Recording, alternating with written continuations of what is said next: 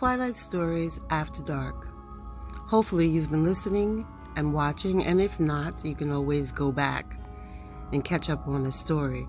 Twilight Stories After Dark, brought to you by yours truly and Amir Williams. The Motel. Grab your cup of coffee, your cup of tea, your glass of wine, your splash of whiskey, or your splash of vodka. Whatever it is that makes you want to sit back and relax. Twilight Stories After Dark. The next day, Malcolm went about his schedule, meetings and seminars and dinners with his group. The next evening, he awoke and made his way downstairs. She awaited him by the staircase, anticipating his arrival.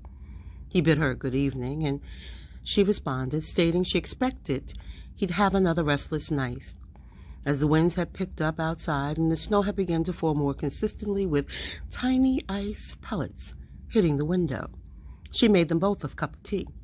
Over in the corner of the lounge sat 2 cups of tea on a table near the fireplace and 2 chairs where they both sat.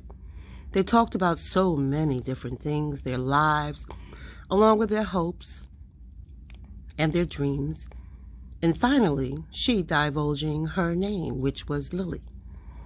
He, of course, was curious as to why she was in Boston. After all, Lily had never answered the question in complete detail.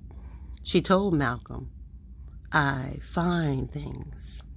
Sometimes it can be a battle," she expressed lightly, but in her work, she was unyielding. "How long will you be in Boston?" Malcolm inquired. Lily answered, "As long as it takes." Malcolm explained to Lily he would be in town for 2 weeks, and it was the longest he'd been out of town for a seminar or convention, but he was hoping he'd get a lot accomplished. She agreed. In the interim, while in Boston, Malcolm had been avoiding his wife's sister continuous phone calls day in and day out. Yet she was relentless, wanting to know about the last time he'd seen his ex-wife, the last time they talked, and why he'd become so distant. He continued to avoid her as best he could, wanting to leave his broken heart in the past and focus on the future.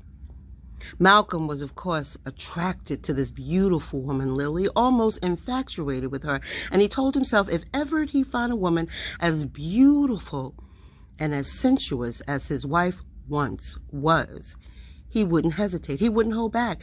He'd commit himself fully to her. He knew it had been far too long, and he yearned for the company of a woman. And this one, yes, this one seemed perfect. But we all know that perfection shouldn't always be measured by someone's outer appearance, should it? Their cup of tea moments became less conversational and more physical as they met every night. She initiated the first kiss and the first long embrace, and Malcolm did not shy away. He knew that their physical attraction was sure to lead to much more, and indeed it did.